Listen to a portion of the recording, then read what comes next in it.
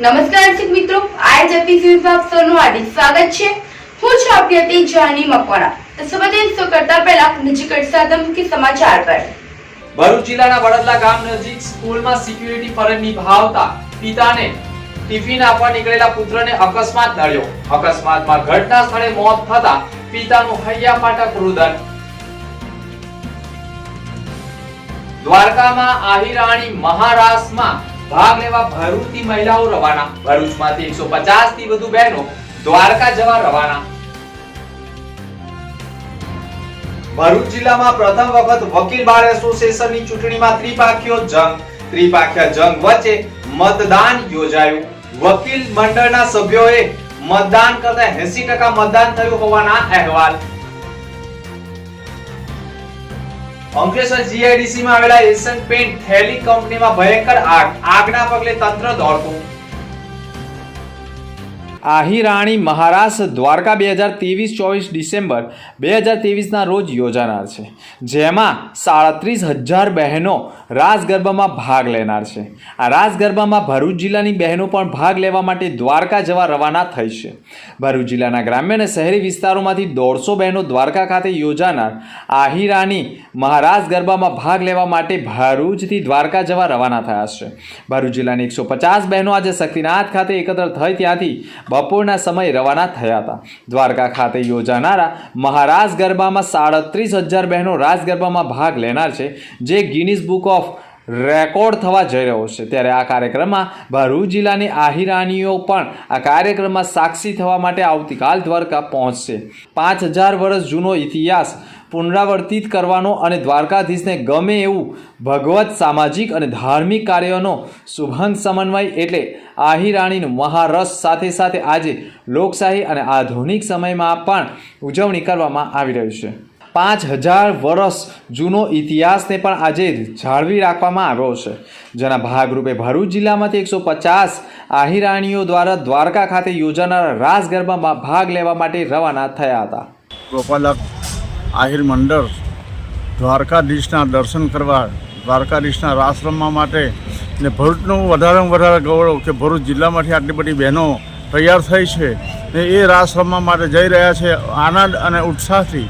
તો પરમકુંવર પરમાત્મા યદુવંશી રાયને પ્રાર્થના કરું છું કે હે પ્રભુ અંતર્યામી, તમે તો યદુવંશી કુળના માલિક છો ને યદુવંશી કુળની આ બહેનો તમારા દ્વારે આવે છે, એ બધાની મનોકામના પૂર્ણ કરજો ને રાસ જોરદારમાં જોરદાર રહીને ભરૂચ જિલ્લો અગ્રેસર નંબર લઈને આવે એ પરમકુંવર પરમાત્માને પ્રાર્થના કરીને વિરમું છું। જય ગુરુદેવ।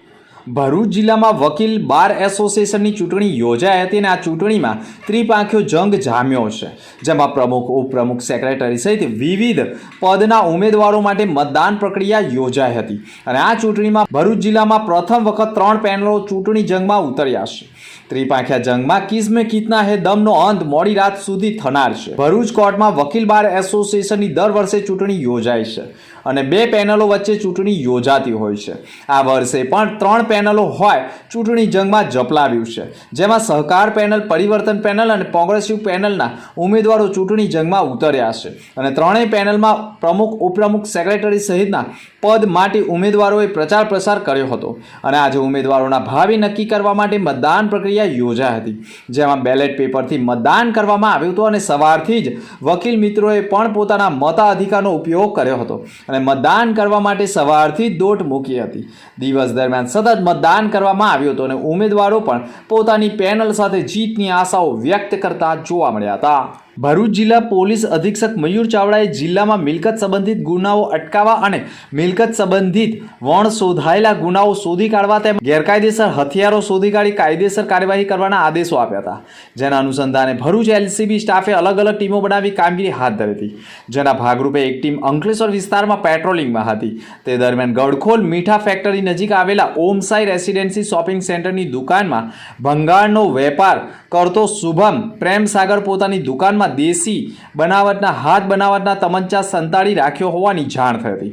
પોલીસે માહિતીના આધારે ગડખોલ મીઠા ફેક્ટરી પાછળ આવેલ ઓમસાઈ રેસિડેન્સી શોપિંગ સેન્ટરમાં આવેલી ભંગારની દુકાન ખાતેથી મૂળ યુપીના શુભમ પ્રેમસાગર રામજીયાન અગ્રહરીને ઝડપી પાડ્યો હતો.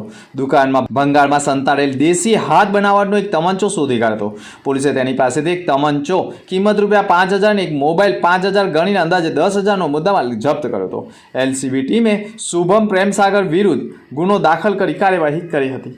અકસ્માતની મળતી માહિતી અનુસાર ભરૂચના વડદલા ગામ પાસે આવેલ ક્વીન ઓફ એન્જલ સ્કૂલમાં સિક્યુરિટી તરીકે ફરજ નિભાવતા રામેશ્વર યાદવને તેમનો દીકરો લોકેન્દ્ર યાદવ જમવાનું ટિફિન લઈ પોતાની બાઇક ઉપર વડદલા ગામ નજીક પસાર થયો હતો. તે દરમિયાન પૂર ઝડપે આવેલી ટ્રક નંબર GJ3AX 5525ના ચાલકે લોકેન્દ્ર યાદવની બાઇકને અડફેટમાં લેતા તેઓ રોડ ઉપર પટકાયા હતા અને લોકેન્દ્ર યાદવનું ઘટના સ્થળે જ કરુણ મોત નીપજ્યું હતું.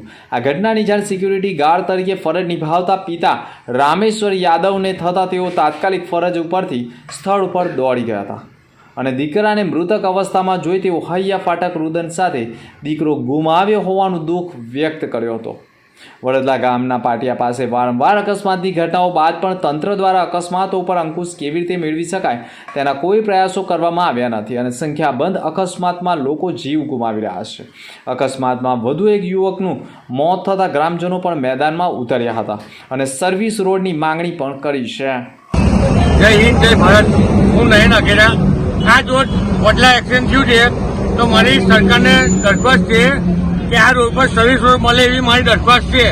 વારંવાર એક્સિડન્ટ થાય છે અને લોકોના મૃત્યુ થાય છે એવી મેં જોયું છે. મેં ઘણા ટાઈમથી અહીં રહું છું તો મેં જોયું છે અને કોઈની જિંદગી બચે એવું કામ કરું. સરકારને મેં રિક્વેસ્ટ કરું છું કે સર્વિસ રોડની અમને જરૂર છે અને અમારા વડલા સરપંચ નરેશભાઈ આહિર. મારું નામ નરેશભાઈ આહિર છે. હું વડદલા ગામનો કાર્યકર્તા છું. વારંવાર સરકારને રજૂઆત કરવાથી તાલુકા વિકાસ અધિકારી, જિલ્લા વિકાસ અધિકારી અને નેશનલ હાઈવે ઓથોરિટીમાં વારંવાર મેં રજૂઆત કરી, લેખિત બી આપ્યું છે કે તમે ફ્લાયઓવર ના બનાવો તો છેલ્લે સર્વિસ રોડ બનાવો. અમારે 1 મહિનાની અંદર 3 થી 4 અકસ્માત થાય છે એ લોકો જીવથી જ જાય છે. એટલે મારી મહેરબાની કરીને સરકારશ્રીને નમ્ર વિનંતી છે કે તમે ફ્લાયઓવર ના બનાવો કંઈ નહીં, પણ આ વ્યક્તિ જુઓ તમે ખાલી અમને સર્વિસ રોડ આપો તો એ અમારા માટે બહુ છે. બસ આટલી મારી નમ્ર અરજ છે તમને. સંસ્કાર ભારતી ટ્રસ્ટ ભરૂચ સંચાલિત રૂંગટા વિદ્યા ભવન અને રોકમણી દેવી રૂંગટા વિદ્યાલય શાળાનો વાર્ષિક રમતોત્સવ 3 દિવસ સુધી શાળાના મેદાનમાં યોજાઈ રહ્યો છે. જેમાં 20/12/2023ના દિને પ્રી પ્રાઇમરી વિભાગે તથા 21/12/2023ના દિને ધોરણ 1 થી 5 અને 22/12/2023ના દિને પણ 6 થી 8નો રમતોત્સવ યોજાયો છે. જેમાં બાળકો અને વિવિધ રમતો રમ્યા સાથે શિક્ષક મિત્રો પણ રમત રમ્યા છે અને વિજેતા વિદ્યાર્થીઓને ટ્રોફી અને મેડલો પણ એનાયત કરવામાં આવ્યા છે. આ પ્રસંગે રમત ઉત્સવના અંતિમ દિવસે ભરૂચ જિલ્લા રમતગમત અધિકારી અને સિનિયર કોચ રાજનસિંહ ગોહિલ ખાસ મુખ્ય મહેમાન તરીકે ઉપસ્થિત રહ્યા, જેઓ આ શાળાના ભૂતપૂર્વ વિદ્યાર્થી છે અને શાળામાં પધારીને તેઓએ બાળકો તથા શિક્ષક મિત્રોને જરૂરી પ્રોત્સાહન આપ્યું હતું. તેમાં ડૉક્ટર ચિત્રા જોશી તથા ધર્મેન્દ્રસિંહ મહેડા ખાસ ઉપસ્થિત રહ્યા હતા. સાથે સાથે કેમ્પસ ડાયરેક્ટર કુલવંત સરે પણ હાજર રહીને બાળકોને પ્રોત્સાહિત કર્યા હતા. રમતોત્સવ કાર્યક્રમનું શાળાના આચાર્ય અને શિક્ષક મિત્રોએ પણ સુંદર આયોજન કર્યું હતું. અંકલેશ્વરની કલરનું ઉત્પાદન કરતી એશિયન પેન્ટ કંપની થેલિક ડિવિઝનમાં મોડી સાંજે અચાનક આગ ભભૂકી ઉઠી હતી.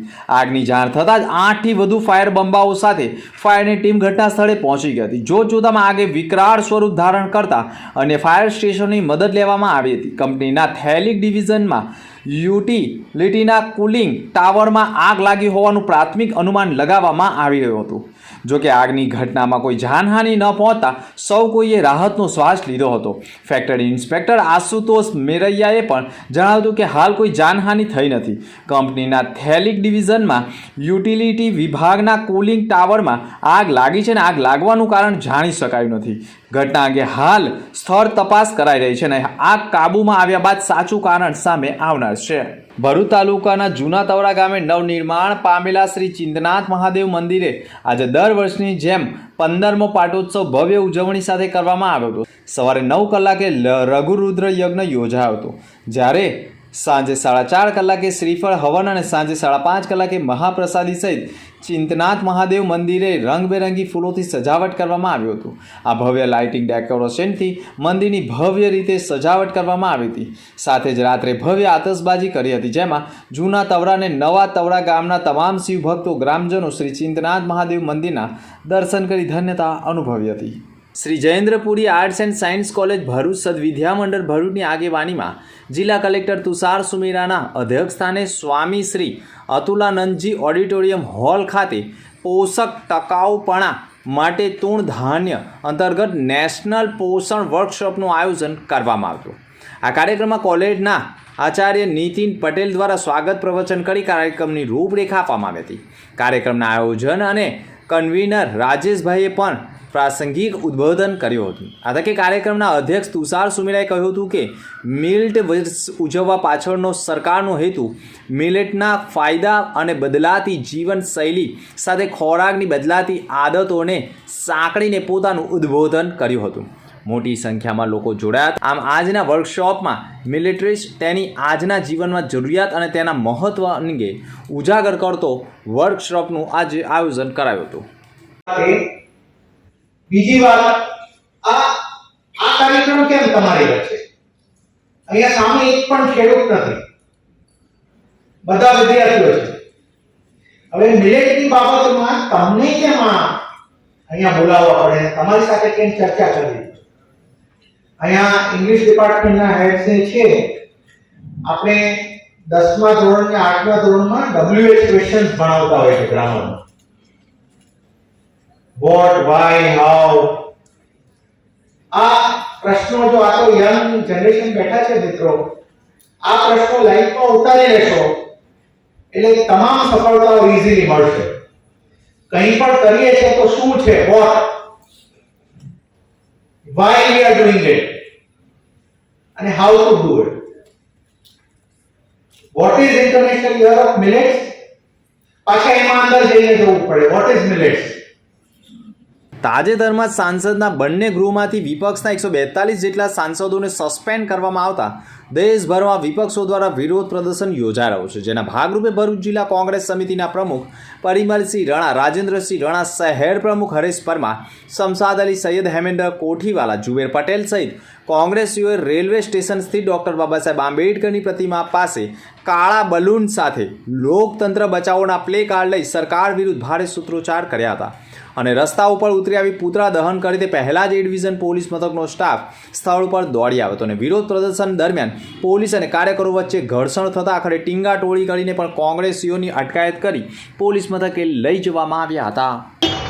સંસદના બનાવને સમગ્ર દેશના લોકોએ જોયું છે. 142થી વધારે સંસદ સભ્યોને સંસદમાંથી સસ્પેન્ડ કરી દેવાનું કામ ભારતીય જનતા પાર્ટીની સરકાર દ્વારા કરવામાં આવેલું છે. સમગ્ર દેશની અંદર, રાજ્યની અંદર ને જિલ્લા મથકોએ આજે વિરોધ પ્રદર્શનના કાર્યક્રમો યોજવામાં આવેલા હતા. કોઈપણ સંસદ સભ્ય પોતાના વિસ્તારની રજૂઆત કરતો હોય ત્યારે ભારતીય જનતા પાર્ટીની સરકાર એને કઈ રીતે ગૃહમાંથી બહાર કાઢવો, કઈ રીતે એને સસ્પેન્ડ કરી દેવો, સરકાર જોર હુકમીની રીતે જે સંસદ સભ્યોને સસ્પેન્ડ કરેલા છે તેના લીધે આજે વિરોધ પ્રદર્શનના કાર્યક્રમો યોજવામાં આવેલા છે. પ્રજાના પ્રશ્નને ઉજાગર ના કરી શકે, પ્રજાના પ્રશ્ન સંસદમાં રજૂઆત ના કરી શકે, ભારતીય જનતા પાર્ટીની સરકાર દ્વારા જે રીતે દબાવ કરીને સંસદ સભ્યોને સસ્પેન્ડ કરી દેવા, ગૃહમાંથી બહાર કાઢી દેવા, આ ઘટનાને સમગ્ર દેશના લોકો પણ વખોડે છે. આજે કોંગ્રેસ પક્ષ પણ વખોડે છે. આવનાર દિવસની અંદર અનેક કાર્યક્રમો કોંગ્રેસ પક્ષ દ્વારા કરવામાં આવશે. ભરૂચ નંદેલાવ ગ્રામ્ય વિસ્તારોમાં આવતા નિપનનગર નજીક આવેલા હરનાથ મહાદેવ મંદિરની લિંક રોડ સુધીનો માર્ગ બિસ્માર બન્યો હતો, જે અંગે સ્થાનિકોએ ધારાસભ્યને રજૂઆતો કરી હતી. જેથી સ્થાનિકોની રજૂઆતોને ધ્યાને રાખી ધારાસભ્યએ મુખ્યમંત્રી સડક યોજના અંતર્ગત 35 લાખના ખર્ચે રસ્તાની ગ્રાન્ટ મંજૂર કરી હતી, જેની ખાતમુહૂર્ત વિધિ ગતરોજ સાંજના હરનાથ મહાદેવ મંદિર ખાતે યોજવામાં આવી હતી. આ વિધિમાં ભરૂચના ધારાસભ્ય રમેશ મિસ્ત્રી, ભારતીય જનતા પાર્ટીના જિલ્લા પ્રમુખ મારુતિસિંહ અટોદરિયા, ભરૂચ જિલ્લા પંચાયત કારોબારી ચેરમેન ધર્મેશ મિસ્ત્રી, તાલુકા પંચાયત સભ્ય ભૂમિકા પટેલ અને જયશ્રી વાછાણી તથા નંદેલાવના સરપંચ લક્ષ્મીબેન ચૌહાણ, ઉપસરપંચ પ્રકાશ મેકવાન સહિત પંચાયતના સભ્યોની ઉપસ્થિતિમાં ખાતમુહૂર્ત વિધિ યોજાઈ હતી. આ વિસ્તારમાં સ્થાનિકોની રસ્તાની માંગણી સંતોષાતા લોકોમાં પણ આનંદની લાગણી ફેલાઈ ગઈ હતી. આજે નંદેલાવ ગ્રામ પંચાયતની હદમાં હરનાથ મહાદેવથી લિંક રોડ સુધીના આરસીસી રોડનું ખાતમુહૂર્ત કરવામાં આવ્યું છે. 35 લાખ રૂપિયાના ખર્ચે મુખ્યમંત્રી ગ્રામીણ સડક યોજના અંતર્ગત આ રોડનું ખાતમુહૂર્ત થયું છે.